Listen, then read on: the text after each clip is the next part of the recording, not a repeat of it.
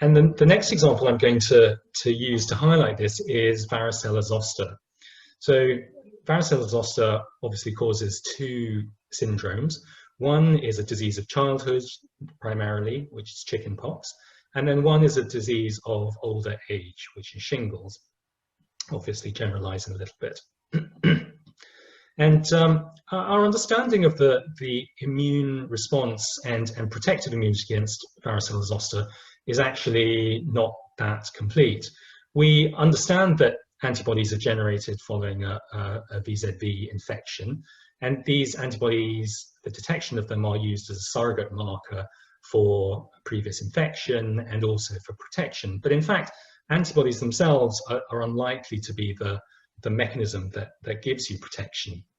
And instead, it's more likely to be T cells, which correlate most closely with the reduction in severe disease.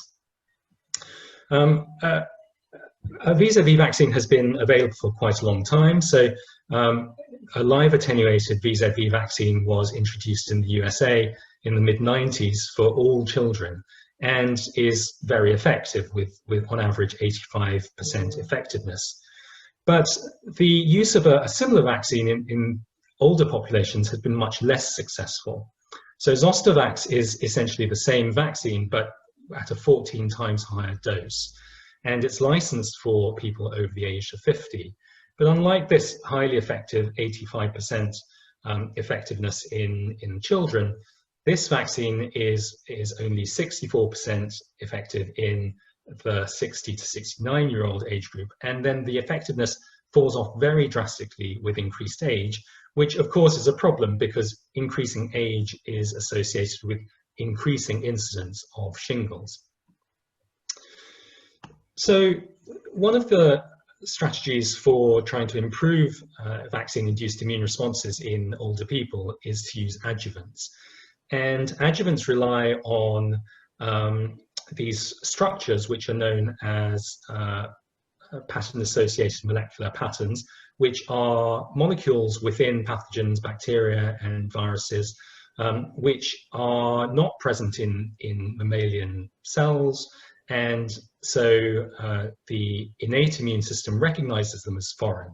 And so there's a variety of different ones, double-stranded RNA, lipopolysaccharide, for example. And also there are these danger-associated molecular patterns which are a similar principle. And if we can harness these within vaccines, then that can stimulate the inflammatory and innate responses, and those can potentially help the adaptive response and boost the protective efficacy of vaccines. So some adjuvants are already widely used within influenza vaccines, but one of the most stunning successes of recent years has been the new VZV vaccine, which is made by GSK. And this is a subunit vaccine. So unlike the existing VZV vaccine, it only incorporates one protein called GE, but it uses a proprietary adjuvant, which is a mixture of lipid and saponin adjuvants. And you can see that following vaccination with this vaccine, you get very good boosting of both T cell responses and antibody responses. And there's really very little reduction in this immunogenicity, even with increased age up to over 70 years. And this has been associated with vaccine efficacy of really almost 100%, even up to that older age group, which is really very impressive. I think the problem and difficulty with this approach, though, is that the more you stimulate the innate and inflammatory response, the more side effects and reactogenicity you are likely to see. And that will potentially limit the usefulness of this approach. Even so, this vaccine, which is called Shingrix, has been approved and is starting to roll out in multiple populations. And we'll see whether the reactogenicity issues limit the uptake in a wider population. So moving on to another respiratory virus, and this is one of the pathogens that my group work on particularly, and I want to spend a little bit more time on, namely respiratory syncytial virus. And I'm sure you're aware of this, but many see respiratory syncytial virus as a less important problem than influenza. But in fact, it is, in terms of the numbers of people affected and mortality, it almost approaches influenza and in some years exceeds it. So RSV is commonly thought of as an infection of children, and clearly in terms of incidence, it is most important in children. So it's the leading cause of respiratory infection in young children. Causes about 64 million infections each year worldwide, and up to almost 200,000 deaths in children under the age of 5. And it's estimated that almost all of these deaths are occurring in low and middle income countries. Because in high resource settings, supportive care is usually sufficient to avoid mortality. Mortality, though, with RSV is much more concentrated in older people. And so in the elderly, around 10% of pneumonias are caused by RSV or triggered by RSV, and around 5% of these people can die.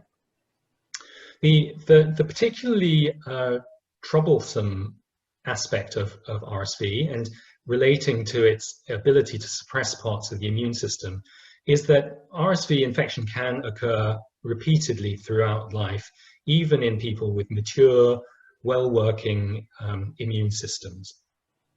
And that's in spite of the fact that at least one of the major surface antigens of RSV, called F protein, is quite conserved and greater than 90–95% conserved across all strains.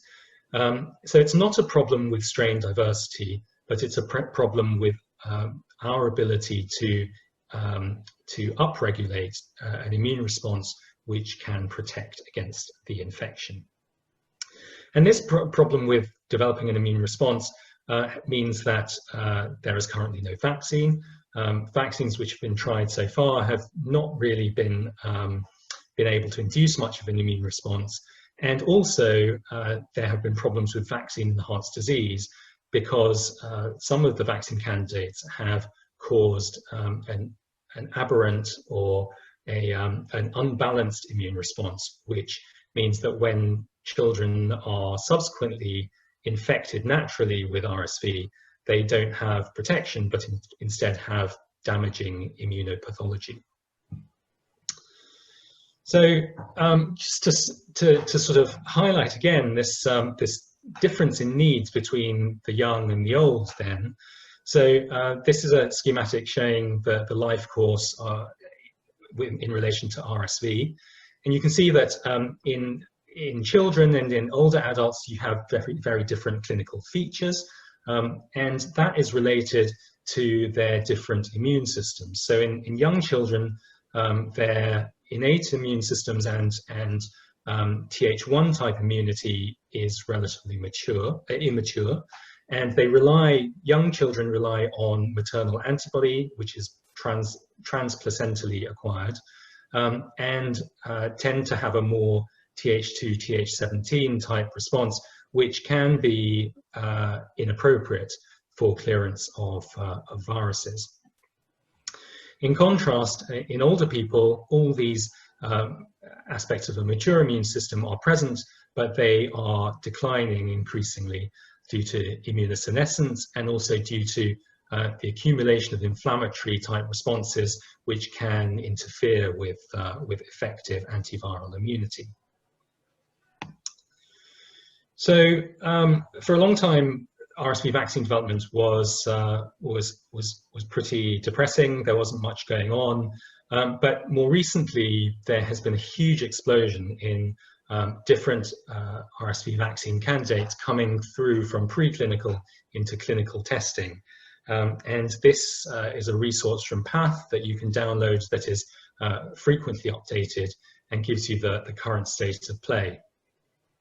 And you can see, it's probably a bit small, but you can see that some of these vaccines are targeted more towards children and babies, and others towards adults and older people. And just to highlight that, essentially, it's felt that live vaccines are necessary for young children because, as I said, they have an immature immune system and potentially an unbalanced immune system, and giving them inactivated vaccines, which is basically all of these types of vaccines, are more likely to cause vaccine-enhanced disease. So our understanding of the immune responses against RSV is still quite poor. And so in my group, we have spent a lot of time using human infection challenge to better understand what aspects of host immunity should be built into vaccines to make them more effective. As I'm sure you know, human infection challenges have been conducted for a long time. This is Edward Jenner back in the late 1700s, proving that cowpox could protect against smallpox. And you can see from this review that the number of clinical trials using human infection challenge has really exploded since the second half of the 20th century. And these models have been developed for a wide variety of different pathogens. Here, the respiratory viruses, rhinovirus, influenza virus. Also, a lot of malaria challenge studies have been done, and then a wide variety of other enteric pathogens, other viruses, and bacteria and parasites. So the value of human infection challenges or challenge studies in vaccine development is twofold. So the normal progression of vaccine development is this phased approach from all of the basic research and preclinical development to these phase 1, 2, and 3 studies, which are slow and incremental. Usually we generally wait until we've completed a phase 1 study, analyzed all of the data before even considering a phase 2 study, and similarly for a phase 3 study. And the difficulty is that there have been many recent examples where vaccine candidates have reached these phase 3 studies, which often involve thousands and tens of thousands of people, and show no efficacy at this stage and fail. So all of this development time and resource will have been wasted. So challenge studies can be helpful by de-risking this aspect of vaccine development. So challenge studies have the benefit of a guaranteed infection rate. So usually with all these models, you have an infection rate of 60 or 70%, which means that you can power an efficacy study with only perhaps 100 participants or less. And so by doing these small efficacy studies at this early phase 2 stage, you can determine whether your vaccine has any kind of protective efficacy signal. And if it does, you can then decide to proceed to a larger scale study.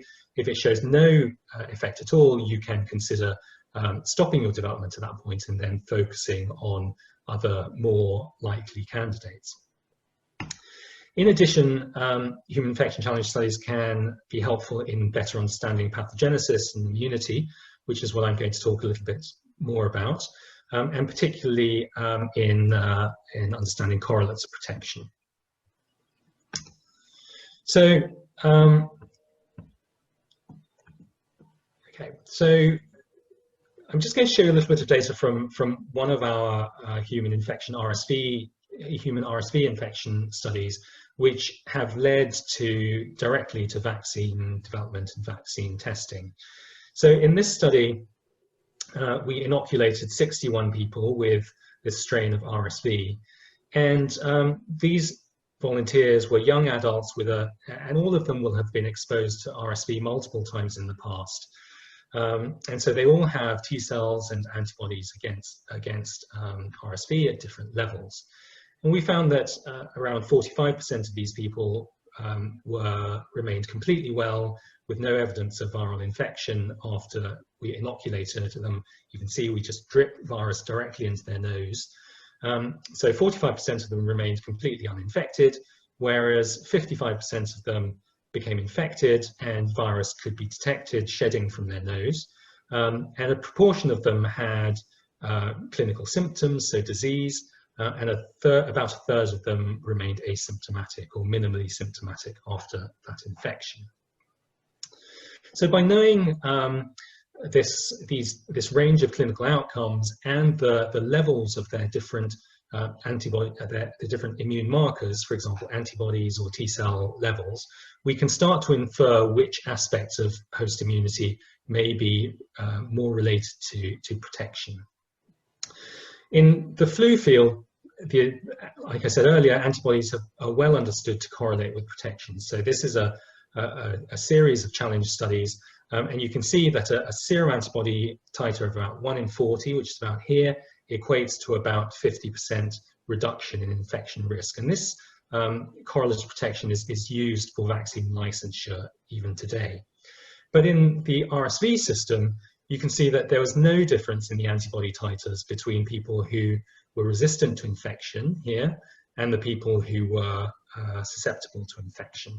So serum antibodies really don't correlate with protection in RSV. But instead, antibodies in the nose are a much closer correlative protection. So this is serum antibody, again, on the left with a logistic regression. And this shows that there is a positive relationship between the amount of antibody and the amount of protection, but the confidence intervals are hugely wide, and you could never expect to make a prediction using these data. But instead, by measuring nasal IgA in the nose, you can see that there's a much closer correlation between the level of these antibodies and protection, and much closer confidence intervals.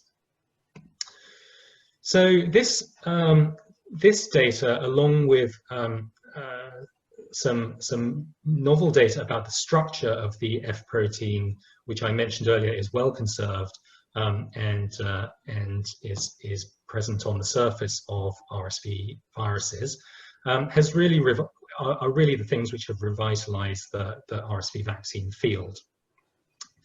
And so our work led directly to a collaboration with a biotech company called Mucosis, which developed this novel vaccine designed for delivery into the nose, which includes F protein, which is stabilized on the surface of a bacterium-like particle. This is made from Lactococcus lactis, which is a dairy food-grade bacterium, and it's just the shell of that protein shell of that bacterium.